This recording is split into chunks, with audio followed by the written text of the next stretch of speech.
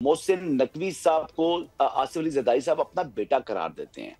तो बेसिकली वो इस वक्त मुस्लिम लीग नवाज से ज्यादा वो करीब समझे जाते हैं इस वक्त पीपल्स पार्टी के साथ। पीपल्स पार्टी के साथ वो ज्यादा करीब होने की वजह से क्योंकि उनको फेडरल गवर्नमेंट के अंदर खासी अहमियत हासिल है, वो इस वक्त 27वीं आईनी तरमीम के लिए भी सरगर्म है।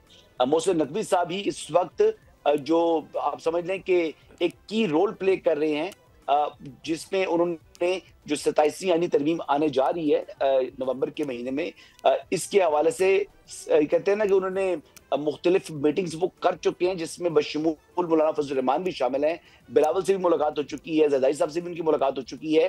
तो खासा होमवर्क वो कंप्लीट कर चुके हैं फॉर मुस्लिम लीग नवाज, और इस पर उन्होंने ऑन बोर्ड लेना था पीपल्स पार्टी को, और खासी हद तक वो इसमें कामयाब हो चुके हैं। आप ये मुझे बता रहे हैं कि नवंबर के एंड तक आ रही है 27वीं आईनी तरमीम? जी, इरादा तो नवंबर के अंदर लाने जरा कुछ चलते नवंबर या दिसंबर के अंदर आ रही है। तो जरा लगे हाथों कुछ खदुखाल भी बता दीजिए 27वीं अहम तरमीम के आईनी तरमीम में।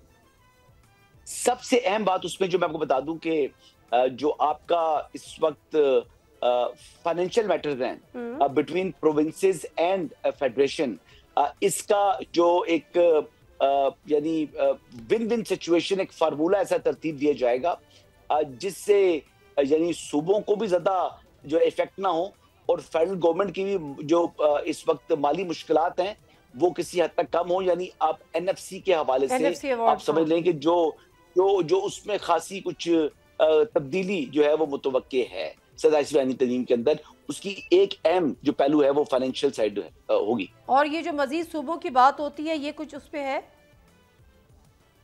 ये कुछ भी नहीं है, संजीदा बात ही नहीं है। सब्सक्राइब करें और बेल दबाएं ताकि कोई खबर रह न जाए।